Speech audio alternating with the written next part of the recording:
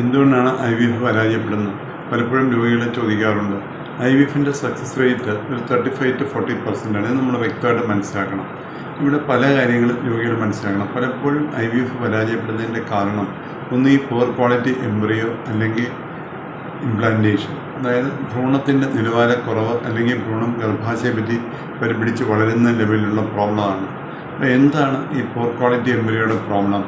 ഈ poor quality എംബ്രിയോയുടെ കാരണം അണ്ടത്തിൻ്റെ നിലവാരം അല്ലെങ്കിൽ പുരുഷബീജത്തിൻ്റെ നിലവാരക്കുറവാണ്. ഈ അണ്ടത്തിൻ്റെ നിലവാരക്കുറവിൻ്റെ ഒരു പ്രധാന കാരണം പലപ്പോഴും രോഗികൾ ഈ IVFന് പോകുന്നത് കറക്റ്റായിട്ടല്ല. മറ്റ് പല ചികിത്സാ മാർഗങ്ങൾ ഫെയിൽ ചെയ്തിട്ടാണ് അവർ ഒടുവിൽ IVFിലോട്ട് പോകുന്നത്. അപ്പോൾ അവിടെ അതെങ്ങനെ രോഗിക്ക് കറക്റ്റ് ചെയ്യാൻ പറ്റും? ഓരോ രോഗിക്കും വ്യക്തമായിട്ട് അവരുടെ ഓവറിക്ക് ആരോഗ്യമുള്ള അണ്ടം പ്രൊഡ്യൂസ് ചെയ്യാൻ പറ്റുമോ ഇല്ലയോ എന്ന് അറിയണം. അതവർക്ക് എങ്ങനെ അറിയാൻ പറ്റും? അവർ ഓവറിയിൽ ആവശ്യത്തിനുള്ള അണ്ടം ഉണ്ടോ ഇല്ലയോ എന്ന് അറിയണം. അതറിയാനുള്ള മാർഗം എന്താണ്? സ്കാനിങ്ങിൽ അവർ ഓവറിയിൽ ആവശ്യത്തിനുള്ള ഫോളിക്കിൾ ഉണ്ടോ എന്ന് നോക്കുക. 2, അവർ AMH എന്ന് പറഞ്ഞ് ടെസ്റ്റ് ചെയ്യുക. ഈ early stage of follicle produce ചെയ്യുന്ന ഹോർമോണാണ് AMH. അപ്പോൾ early stage of follicle produce ചെയ്യുന്ന ഹോർമോണായ AMH വാല്യൂ നല്ലതാണെങ്കിൽ അതിൻ്റെ അർത്ഥം ഓവറിക്ക് ആവശ്യത്തിനുള്ള ഫോളിക്കിൾ പ്രൊഡ്യൂസ് ചെയ്യാനുള്ള കഴിവുണ്ടെന്നുള്ളതാണ്. അപ്പോൾ AMH വാല്യൂ കുറവാണെങ്കിൽ അതിൻ്റെ അർത്ഥം ഓവറിക്ക് ആവശ്യത്തിനുള്ള ഫോളിക്കിൾ പ്രൊഡ്യൂസ് ചെയ്യാനുള്ള കഴിവ് കുറവാണെന്നുള്ളതാണ്. അപ്പോൾ AMH വാല്യൂ കുറവുള്ള ഒരു പേഷ്യൻ്റ് ഉടനെ IVFന് പോകണമെന്നല്ല ഞാൻ ഉദ്ദേശിക്കുന്നത്.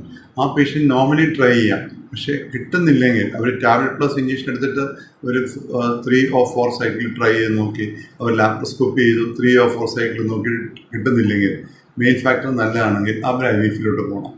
അവർ ചികിത്സ കണ്ടമാനം വലിച്ച് നീട്ടിയിട്ട് പോകരുത്. അതുപോലെ തന്നെ റിപ്പീറ്റഡ് IVF ഫെയിലിയർ വന്നവരിലും അവർ വീണ്ടും പോകരുത്. അവർ വീണ്ടും സമയം കളയരുത്. ഈ പോയിന്റ് നമ്മൾ വ്യക്തമായിട്ട് ഓർക്കണം. ഞാനൊന്നുകൂടെ വ്യക്തമാക്കാം. അവിടെയാണ് ആളുകൾക്ക് തെറ്റ് പറ്റുന്നത്. അതായത് ഇങ്ങനെയുള്ളവർ ഫസ്റ്റ് ട്രീറ്റ്മെൻറ്റ് IVFിലോട്ട് പോകണമെന്നില്ല. ലോ AMH കുറവുള്ളവരോ അവർക്ക് നോർമലി പ്രഗ്നൻസി കിട്ടിയെന്ന് വരാം. പക്ഷേ അവരൊത്തിരി സമയം കളയരുത്. അവർ ടാബ്ലറ്റ് പ്ലസ് ഇഞ്ചക്ഷൻ എടുത്ത് അവർ ട്രൈ ആവുന്നില്ലെങ്കിൽ അവരുടെ ഏജ് അഡ്വാൻസ് ചെയ്യുന്നതിന് മുമ്പ് അവർ IVFിലോട്ട് പോകാൻ ശ്രമിക്കണം. അങ്ങനെ വരുമ്പോൾ അവരുടെ IVFിൻ്റെ വിജയസാധ്യത കൂടും. പലപ്പോഴും പറ്റുന്നത് അവരിത് വെച്ച് പല സെൻറ്ററുകളിൽ പോയിട്ടാണ് അവർ പിന്നെ IVFിലോട്ട് പോകുന്നത്. അത് അവർക്ക് പുവർ ക്വാളിറ്റി എംബ്രിയോയ്ക്ക് സാധ്യത കൂട്ടും.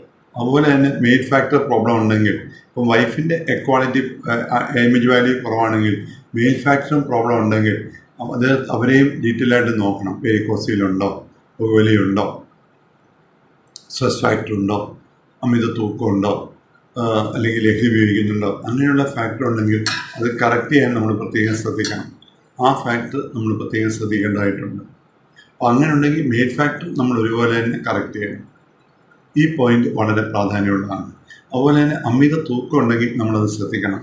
കാരണം അമിത തൂക്കം ഉണ്ടെങ്കിൽ ഫാറ്റിൽ നിന്ന് സ്ത്രീ ഹോർമോൺ വരും. അത് ഓവറിയുടെ പ്രവർത്തനത്തെ തടസ്സപ്പെടുത്തും. അപ്പം ഈ ഒരു പോയിന്റോടെ വേണം ഇൻഫെർട്ടിലിറ്റിയെ കാണാൻ. അപ്പോൾ IVF എന്ന് പറയുന്ന ഒരു 100% റിസൾട്ട് തരും എന്ന് കരുതി പോകരുത്. സോ എല്ലാ വന്ധ്യ അനുഭവിക്കുന്ന എല്ലാ പേഷ്യൻറ്റും അവരുടെ AMHും അവരുടെ മെയിൽ ഫാക്ടറും അനുസരിച്ച് IVFന് എപ്പോഴത്തേക്കും പോകുമെന്ന് അവർ വ്യക്തമായിട്ട് മനസ്സിലാക്കണം. 2, യൂട്രസിൻ്റെ കണ്ടീഷൻ. യൂട്രസി ഫൈബ്രോയിഡ്, അഡിനോമൈസ് ഇങ്ങനെയൊക്കെയുള്ള അവസ്ഥയുണ്ടെങ്കിൽ, ഇപ്പോൾ അഡിനോമൈസ് പറഞ്ഞ അവസ്ഥയുണ്ടെങ്കിൽ അവരുടെ ഇംപ്ലാന്റേഷൻ പൊട്ടൻഷ്യൽ കുറയും. ഇപ്പോൾ യൂട്രസിൽ നമ്മുടെ ആവരണമുണ്ട്. ഈ ആവരണത്തിൻ്റെ ഒരു ട്രൈലാമിനാർ അപ്പിയറൻസ് വരണം. എൻഡോമെട്രിയത്തിൽ ട്രൈലാമിനാർ അപ്പിയറൻസ് ഉണ്ടെങ്കിലാണ് എംബ്രിയോയ്ക്ക് അവിടെ പറ്റിപ്പിടിച്ച് വളരാൻ സാധ്യത കൂടുന്നത്. അതുപോലെ തന്നെ ഈ ആവരണത്തേക്കുള്ള ബ്ലഡ് ഫ്ലോയും പ്രാധാന്യമുള്ളതാണ്. ഈ ആവരണത്തേക്കുള്ള ബ്ലഡ് ഫ്ലോ കുറവാണെങ്കിൽ ഭ്രൂണത്തിന് ഗർഭാശയ ഭിത്തി പരിപിടിച്ച് വളരാൻ ഡിഫിക്കൽറ്റി വരും. അപ്പോൾ ഓരോ രോഗിയും വ്യക്തമായിട്ട് അവരുടെ അണ്ടത്തിൻ്റെ നിലവാരം, വിഷബീജത്തിൻ്റെ നിലവാരം, ആവരണത്തിൻ്റെ അപ്പിയറൻസ്, ആവരണത്തിൻ്റെ കട്ടി, ആവരണത്തേക്കുള്ള ബ്ലഡ് ഫ്ലോ, യൂട്രസിൻ്റെ കണ്ടീഷൻ അനുസരിച്ച് ഈ IVF ചികിത്സ എപ്പം വേണം എന്ന് തീരുമാനിക്കണം. അല്ലാതെ എല്ലാം കുറേ നാളും നോക്കി ലേറ്റായിട്ട് IVFന് പോകുന്നത് IVF ഫെയിലിയറിൻ്റെ ഒരു പ്രധാനപ്പെട്ട കാരണമാണ്.